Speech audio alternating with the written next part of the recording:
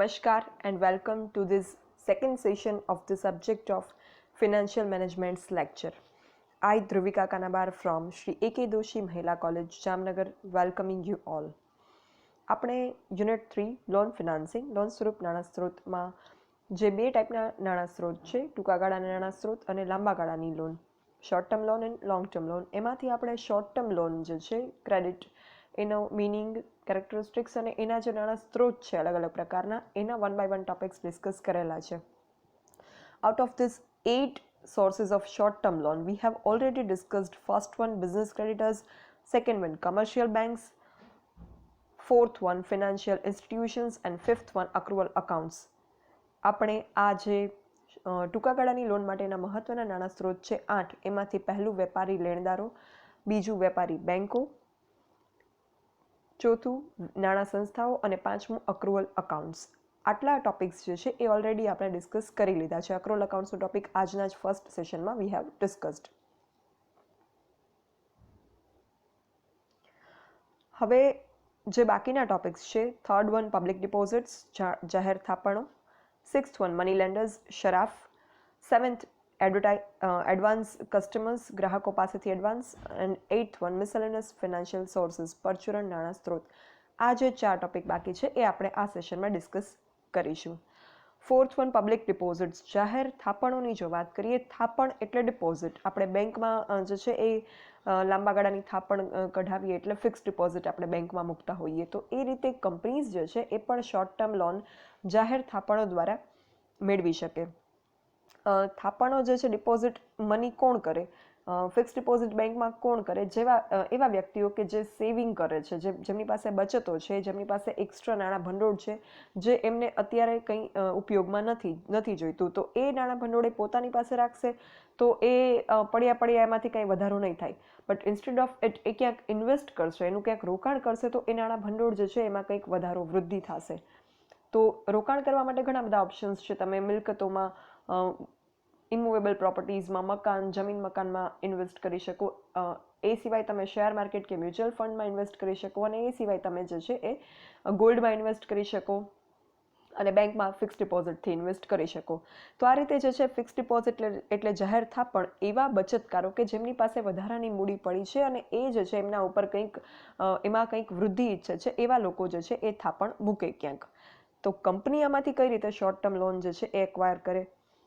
તો જે લોકો જે છે એમની પાસે પોતાની બચતો પડી છે એવા બચતકારો કંપનીની જામીનગીરીમાં જે છે એ થાપણોમાં રોકે નાણાં, અને આ જે લોકો બચતો રોકશે એમાં એ જે બચતોનું રોકાણ છે લોકોનું, એ કંપની પોતાના ટૂંકા ગાળાના નાણાકીય જરૂરિયાત માટે એનો ઉપયોગ કરશે.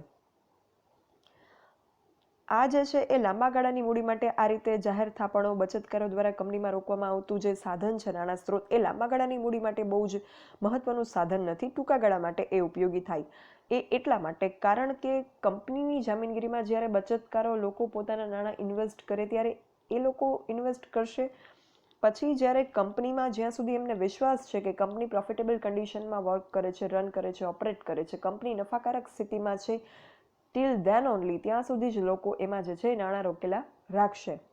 જેવું લોકોને એમ લાગશે કે કંપની જે છે એની કન્ડિશન ખરાબ થઈ રહી છે, કંપનીની જે ફિનાન્શિયલ સિચ્યુએશન છે, જે એમની સદ્ધરતા છે એ જોખમાઈ રહી છે, એવું જ્યારે પણ લોકોને લાગશે, જે બચતકારોએ એમના નાણાં એમાં રોકેલા છે, એ લોકોને જ્યારે એમ લાગશે કે કંપનીની સદ્ધરતા ઘટી છે, તો એવા સંજોગોમાં જે છે એ લોકો એના નાણાં એમાં રોકેલા રાખશે નહીં, એ લોકો કન્ટિન્યુ નહીં કરે એમાં એનું ઇન્વેસ્ટમેન્ટ જે છે એ. એવા સંજોગોમાં જે છે એ પોતાનું ઇન્વેસ્ટમેન્ટ આ લોકો ઉપાડી લેશે. એટલે આ નાણાં સ્ત્રોત આ માટે થઈ અને ટૂંકા ગાળાના નાણાં સ્ત્રોત તરીકે ઉપયોગી છે, લાંબા ગાળા માટે નહીં. કારણ કે લાંબા ગાળે કંપનીની સિચ્યુએશન્સમાં ચેન્જીસ આવતા હોય, અપ્સ એન્ડ ડાઉન્સ આવતા હોય, તો એવા સંજોગોમાં જેવું ડાઉન સિચ્યુએશન આવે, જેવી કંપનીની સદ્ધરતા ઉપર કોઈ શંકા જણાય, ત્યારે એવા કન્ડિશનમાં થાપણદાર જે છે પોતાની થાપણ ડિપોઝિટ્સ ઉપાડી લે, તો એવા સંજોગોમાં કંપનીની સ્થિતિ વધારે કફોડી બની જાય, કંપની જે છે વધારે ક્રાઇસિસમાં આવી જશે. એટલે એ સંજોગોમાં લાંબા ગાળા માટે આ સાધન જે છે નાણાં સ્ત્રોત એ ઉપયોગી ના નીવડે, ટૂંકા ગાળા માટે ઉપયોગી નીવડે. પછી ઘણી વખત એવું પણ થાય કે કંપની જે છે એમાં ઘણી વખત એવું પણ થાય કે કંપનીની કોઈ સામાન્ય એવી અફવા હોય તો એ પણ જે છે એને બહુ જોખમમાં મૂકી દે જ્યારે આ રીતે નાણાં સ્ત્રોત એમણે ભેગું કરેલું હોય ત્યારે. એ કઈ રીતે? તો સપોઝ કે વચ્ચે જે છે એ યસ બેંકનો એક ઇસ્યુ થયેલો, તો એવા સંજોગોમાં જ્યારે એ થયું ત્યારે પછી એવી અફવાઓ આવી સામાન્ય છે કે બીજી કોઈ બેંક પણ બંધ થઈ ગઈ. હવે યસ બેંકમાં જે ઇસ્યુ થયો હતો, let's not discuss in detail, પણ એ જે છે એનું બેઝિક તમને ખ્યાલ હશે શું હતું. તો એ સિચ્યુએશન ક્રિએટ થયા પછી કોઈ પણ બેંકના એટીએમમાં જો ફોર એની જેન્યુઅન રીઝન ઓલ્સો એટીએમને જે છે ફિલ કરવું પડે, બેંક એમ્પ્લોઈઝ એને ફિલ કરે ડેઇલી. તો જો કોઈ વખત જે છે એ જલ્દી એટીએમમાંથી લોકોએ નાણાં ઉપાડી લીધા હોય અને એવા સંજોગોમાં જેન્યુઅન રીઝનથી, લીગલ રીઝન્સથી જો એટીએમમાં નાણાં ન નીકળે કોઈ બેંકના, તો લોકો એમ અફવા ફેલાવા લાગે એટીએમમાં એમને નાણાં એ વિડ્રો ન કરી શકે, એટીએમ ખાલી થઈ ગયું હોય ફોર જેન્યુઅન રીઝન કે લોકોએ એમાંથી નાણાં ઉપાડી લીધા છે જેટલું ફિલ કર્યું હતું એમાંથી, તો હવે ફિલ કરશે તો એમાં થોડોક ટાઈમ લાગશે. એવા સંજોગોમાં પણ એક અફવા ઉડવા માંડે, રિમોર્સ ફેલાવા માંડે કે આ બેંકના એટીએમમાંથી નાણાં નથી ઉપડતા, શાયદ એ બેંક બંધ થઈ જશે એન્ડ સો ઓન એટસેટ્રા. તો આવા સંજોગોમાં કંપની માટે બહુ જોખમ મોટું ઊભું થઈ જાય જ્યારે કોઈ સામાન્ય અફવા પણ જે છે એ કંપની માટે ફેલાય કે જે ખોટી હોય. અફવા હંમેશા ખોટી હોય. એ જે છે એ કોઈ વ્યક્તિને એવું લાગેલું હોય અને એ વાત એકબીજાને કરે, બીજું ત્રીજાને કરે, અને એમ કરતાં પછી ઘણી વખત મીડિયામાં પણ આવી ર્યુમર્સ જે છે એ ફેલાઈ જાય. તો એવા સંજોગોમાં જે છે એ કંપની માટે બહુ જોખમી પરિસ્થિતિ ઊભી થઈ જાય. એટલે આ જે શોર્ટ ટર્મ લોનનું જે ઉપયોગી નાણાં સ્ત્રોત છે એ કંપની માટે ટૂંકા ગાળા માટે ઉપયોગી નીવડે. લાંબા ગાળા માટે જે છે એ કંપની આમાંથી નાણાં મેળવવાની આશા રાખી શકે નહીં. એના પછી આપણે બાકી છે 6th one, money lenders, Saraf દ્વારા કઈ રીતે ટૂંકા ગાળામાં નાણાં મળે એ પોઈન્ટ. તો શરાફ એટલે કોણ? શરાફ એટલે એવા વેપારી લોકો કે જે નાણાં ધીરધારનો ધંધો કરે છે. એવા લોકો કે જે રૂપિયા જે છે એ ધીરે છે, જેમને શાહુકારો એને કહેવામાં આવતા. એ લોકો જે છે એ સ્થાનિક ધોરણે ધીરધારનો ધંધો કરતા હોય છે, આવા શાહુકારો કે શરાફો, મની લેન્ડર્સ. અને એ જે છે એ પેઢીની ટૂંકા ગાળાની નાણાકીય જરૂરિયાતો સંતોષે. શાહુકારો હોય કે શરાફો હોય, એની પાસે ઇન્ડિવિજ્યુઅલ કે કંપનીઝ કે પેઢીઓ જે છે એ નાણાં ઉછીના લેવા માટે જઈ શકે. આ નાણાં ઉછીના લેવા માટે જે છે એ જાય, એના બદલામાં ઘણી વખત એને જે છે એ ઊંચું વ્યાજ પણ ચૂકવવું પડે, બહુ હાઈ રેટ ઉપર. અને બીજું કે એમાં જે છે એ મિલકત પણ એમણે ગીરવે મૂકવી પડે. જે કોઈ શરાફ કે શાહુકાર પાસે નાણાં ઉછીના લેવા ગયા હોય, કંપની હોય કે ઇન્ડિવિજ્યુઅલ, એમણે જે છે એ મિલકત પણ ઉછીની મૂકવી પડે અને જે છે એ એમને વ્યાજ પણ ઊંચું ચૂકવવું પડે. હવે લોકો શા માટે આવા શરાફ કે શાહુકાર પાસે જાય અને બેંક પાસે ન જાય? તો જ્યારે બેન્કિંગ સેવા ઉપલબ્ધ નહોતી એ સંજોગોમાં, બહુ જ પ્રાચીન સમયમાં, એન્શિયન્ટ ટાઈમમાં લોકો જે છે આવા મની લેન્ડર્સ પાસે નાણાં લેવા જતા. અને એ લોકોની કન્ડિશન્સ એવી સ્ટ્રિક્ટ હતી કે પછી ગરીબ લોકો ત્યાં નાણાં લેવા જાય ઉછીના, પછી એ વિષચક્ર જે હોય વ્યાજનું, એમાં ફસાતા જઈને ક્યારેય એમાંથી લાઈફ ટાઈમ બહાર ન નીકળી શકે અને મજૂરી કર્યા કરે. આ કન્સેપ્ટ તમારે જોવો હોય તો એક બહુ જ જૂનું મૂવી છે, 2 બીઘા જમીન.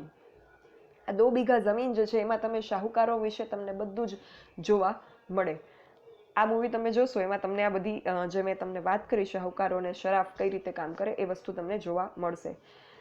ઘણા બધા મૂવીઝ એવા હોય કે જેમાંથી તમને જે છે એ એજ્યુકેશનલ પોઈન્ટ કે પછી બિઝનેસ એક્ટિવિટીઝનું પણ ઘણું બધું જાણવા મળે, ઘણું બધું કાયદા કાનૂન વિશે જાણવા મળે. મેં તમને એક બાઝાર મૂવી પણ કહેલું હતું. શેર માર્કેટના અપ્સ એન્ડ ડાઉન્સ માટે તમારે જો જોવું હોય, સ્પેક્યુલેટર્સ કોણ કહેવાય અને કોણ જે બુલ્સ એન્ડ બેર્સ ને બધું જે તમારે શેર માર્કેટ રિપોર્ટમાં ટર્મિનોલોજી આવતી હશે, આ બધું સમજવા માટે તમે બાઝાર મૂવી પણ જોઈ શકો છો. તો આ 2 બીઘા જમીન અને બાઝાર મૂવી ફિનાન્સ સ્ટુડન્ટ્સ માટે જોવા જેવા છે. તો આ જે શરાફ છે એ જ્યારે બેન્કિંગ સેવા ઉપલબ્ધ ન હોય ત્યારે આ પ્રકારના શરાફ કે શાહુકાર કે મની લેન્ડર્સ પાસેથી પેઢી કે ઇન્ડિવિજ્યુઅલ્સ, વ્યક્તિઓ જે છે એ નાણાં લેવા માટે, ધિરાણ મેળવવા માટે જતા હોય. આવા શરાફ જે છે એ એકાદ અઠવાડિયા કે એકાદ માસથી વધીને 1 વર્ષ સુધીની મૂડી આપતા હોય છે. અને પેઢી સાથે શરાફના સંબંધો, અહીંયા આપણે પેઢીની વાત કરીએ છીએ, શરાફ પાસે નાણાં મેળવવા જાય તો પેઢી સાથે શરાફના સંબંધો, એકમની શાખ પ્રમાણે નાણાં મળવાની શક્યતા રહેલી છે. શરાફના સંબંધ કેવા છે પેઢી સાથે, એના ઉપર ડિપેન્ડ છે કે શરાફ પાસેથી કેટલા નાણાં મળશે. અને જે પણ નાણાં શરાફ પાસેથી પ્રાપ્ત થાય એના ઉપર વ્યાજ જે છે એ ખૂબ ઊંચું ચૂકવવું પડે. આ એનો સૌથી મોટો ડ્રોબેક છે. અને ઘણી વખત તો કેટલીક મિલકતો પણ, વધારે રકમની મિલકત, જેટલા પણ નાણાં મેળવેલા હોય એના કરતાં વધારે રકમની મિલકત જે છે એ પણ ગીરવે મૂકવી પડે. પછી 7th one, advance from customers, ગ્રાહકો પાસેથી એડવાન્સ. આ ટોપિકની ચર્ચા કરીએ, શોર્ટ ટર્મ લોન માટે કઈ રીતે ઉપયોગી છે. તો જે કોઈ વેપારીના ગ્રાહકો હોય એમની પાસેથી પણ જે છે એ ઘણી વખત એડવાન્સ નાણાં મળતા હોય કંપનીને. એ પણ બહુ ઓછા એવા વેપાર હોય, બિઝનેસ હોય કે જેમાંથી ગ્રાહક પાસેથી એડવાન્સ નાણાં મળે. જેમ કે ઉત્પાદકો હોય કે કોન્ટ્રાક્ટર્સ હોય, પ્રોડ્યુસર્સ હોય, એમની પાસે કોઈ ઊંચી કિંમતની વસ્તુઓ તૈયાર થતી હોય, તો એવા સંજોગોમાં ઉત્પાદનના અમુક નિશ્ચિત પ્રમાણ મુજબ કે બાંધકામના અમુક કાર્ય પ્રમાણે હિસાબે ગ્રાહકો પાસેથી એડવાન્સ રકમ મંગાવવામાં આવતી હોય. ઘણી વખત ઓર્ડર પ્લેસ કરતી વખતે પણ જે છે એ કાર્યને સમય દરમિયાન વસ્તુ પૂરી પાડતી વખતે પણ એમ તબક્કાવાર સ્ટેજીસમાં જે છે એ પેમેન્ટ થતું હોય. આ પ્રકારના નાણાં સ્ત્રોતની કોઈ પડતર નથી. આ પ્રકારે ઉત્પાદકો કે કોન્ટ્રાક્ટર નાણાં લે તો એના ઉપર એને કંઈ ખર્ચ નથી થતો, વ્યાજ નથી આપવું પડતું ગ્રાહકોને. તમે બિલ્ડર્સની એડવર્ટાઇઝમેન્ટ જોઈ હશે છાપામાં અને ફ્લાયર્સમાં. જે બિલ્ડર્સ હોય, જે ફ્લેટ, એપાર્ટમેન્ટ્સ, ટેનામેન્ટ્સ બનાવતા હોય, એ લોકોની એડવર્ટાઇઝમેન્ટ હોય એમાં એટલું લખ્યું હોય કે આટલા ડાઉન પેમેન્ટથી તમે ઘરનું ઘર મેળવો. 10,000, 11,000, 1 લાખ, 2 લાખ, 5 લાખ, 20 લાખ, જે કોઈ પ્રકારની પ્રોપર્ટી હોય, depends the amount of down payment એના ઉપર. તો આ ડાઉન પેમેન્ટ શું હોય કે એટલી રકમ લખી અને આપી અને તમે બુક કરી શકો એ ઓર્ડર તમારો જે છે. ઘણી વખત કોઈ અમુક એવા વ્હીકલ્સ હોય કે જે વ્હીકલ્સ એમને બનતા ના હોય માર્કેટમાં, બહુ ઓછા રેર બનતા હોય, તો એવા વ્હીકલ્સ જે છે સિમ્પલી હોય, એક્ટિવા કે કોઈ નોર્મલ કાર જે હોય એ તો તમને મળી જાય, બટ કોઈ એવા સ્પેશિયલ કોઈ એવી બાઇક્સ, સ્પોર્ટ્સ બાઇક્સ હોય કે પછી કોઈ એવી રોયલ કાર હોય, મર્સિડીઝ, BMW, એ ટાઈપની કોઈ જે છે એ વ્હીકલ્સ હોય, તો એ જ્યારે તમે એના માટે ઓર્ડર પ્લેસ કરો ત્યારે you have to pay some down payment. એના ઉપર જે છે તમારે કંઈક બુકિંગ અમાઉન્ટ આપવી પડે. તો એ થયું ગ્રાહકો પાસેથી એટલી રકમ એડવાન્સ મળી. તો આ રકમ જે છે એનો ઉપયોગ પણ ટૂંકા ગાળાની મૂડી માટે જે પ્રોડ્યુસર કે કોન્ટ્રાક્ટર છે એ કરી શકે. પણ આ જે છે એ બધા માટે ઉપયોગી નથી આ પ્રકારની ટૂંકા ગાળાના નાણાં સ્ત્રોત, બીકોઝ બધા બિઝનેસમાં આ રીતે ગ્રાહકો પાસેથી ના મળે એડવાન્સ નાણાં. વિશિષ્ટ વસ્તુનું ઉત્પાદન થતું હોય કે કોઈ મોનોપોલી વાળી વસ્તુ હોય, એટલે કે ઇજારાયુક્ત કોઈ વસ્તુ હોય કે અમુક જ કંપની કોઈ એવી સ્પોર્ટ્સ બાઇક બનાવતી હોય, તો એ કંપની જે છે એ ડાઉન પેમેન્ટ માંગી શકે, બીકોઝ એવી સ્પોર્ટ્સ બાઇકનું ડેઇલી વેચાણ કે વધારે યુનિટ્સમાં, એકમોમાં વેચાણ ન થતું હોય, તો ઇન દેટ કેસ કંપની જે છે એડવાન્સમાં પ્રોડક્શન કરીને ન રાખે. Whenever the customer or client books places the order, એ પછી જ જે છે એનું પ્રોડક્શન સ્ટાર્ટ થાય, એટલે ત્યારે જે છે એ વસ્તુનું ડાઉન પેમેન્ટ આપવું પડે. બધા બિઝનેસમાં આ રીતે ફંડ પ્રાપ્ત ન થાય. આ થયું ગ્રાહક પાસેથી એડવાન્સ. અને જે last short term financial source છે એની વાત કરીએ, પરચુરણ નાણાં સ્ત્રોત એટલે મિસેલેનસ ફિનાન્સ સોર્સ. તો જેમ છૂટાછવાયા કેટલાક નાણાં સ્ત્રોત ટૂંકા ગાળા માટે એકમની નાણાંની જરૂરિયાત સંતોષે છે, જેમ કે ડાયરેક્ટર પાસેથી લોન મળી રહે, કંપનીના સંચાલક હોય, એકમની સંબંધિત પેઢી હોય, પેટા પેઢી હોય, બ્રાન્ચીસ હોય, મુખ્ય પેઢી હોય, મેઇન કંપની જે હોય, બ્રાન્ચની હેડ હોય, એની પાસેથી પણ શોર્ટ ટર્મ ફાઇનાન્શિયલ નીડ્સને ફૂલફિલ કરવા માટે નાણાં મળી રહેતા હોય. પછી નાણાં સંસ્થા પોતાના ગ્રાહકોને ટૂંકા ગાળાની જરૂરિયાતને ધ્યાનમાં લઈને તાત્કાલિક લોન આપે. ઘણી વખત કોઈ શોર્ટ ટર્મ લોન છે એ ઇવન ફ્રેન્ડ્સ કે ફેમિલી સર્કલમાંથી, એક્સટેન્ડેડ ફેમિલીમાંથી એટલે ફ્રેન્ડ સર્કલમાંથી પણ મળી રહેતું હોય. મિત્રો કે સંબંધીઓ જે છે એ પણ કેટલાક નાણાં પૂરા પાડે. તો એ બધા નાણાં સ્ત્રોત છે કોઈ ફોર્મલ ફિનાન્શિયલ સોર્સ નથી, એ ઇનફોર્મલ ફિનાન્શિયલ સોર્સ છે, અનઓર્ગેનાઇઝડ ફિનાન્શિયલ સોર્સ છે. ઇન દેટ કેસ એમને પરચુરણ નાણાં સ્ત્રોત મિસેલેનિયસ ફિનાન્શિયલ સોર્સ એ તરીકે ઓળખવામાં આવે છે. અને જે આ પરચુરણ નાણાં સ્ત્રોત છે એમાંથી ટૂંકા ગાળાના નાણાં મળી રહે, ટૂંકા ગાળાની લોન મળી રહે, અને એનો ખર્ચ જે છે એ નહિવત હોય, એના પર બહુ કંઈ એક્સપેન્ડિચર ના થાય, વ્યાજ કે એવું બધું બહુ વધારે ચૂકવવાનું ન થાય. પણ આ રકમ મેળવવાની જે શક્યતા છે મળવાની એ જે છે એ અનિશ્ચિત છે. મળે પણ ખરા ને ન પણ મળે.